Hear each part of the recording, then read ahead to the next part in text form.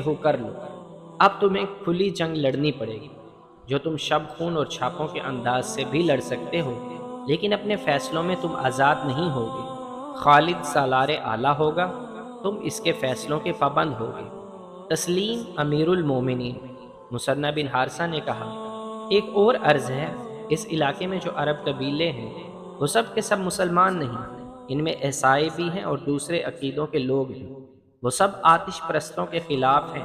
فارس کے آتش پرست ان کے ساتھ بھی وہی سلوک کرتے ہیں جو مسلمانوں کے ساتھ کر رہے ہیں۔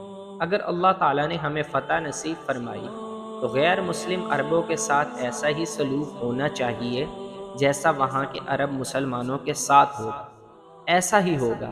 امیر المومنین حضرت ابوبکر رضی اللہ عنہ نے کہا، جنہوں نے اسلام کے خلاف کچھ نہیں کیا، اسلام ان کی پریشانی کا باعث نہیں بنے گا۔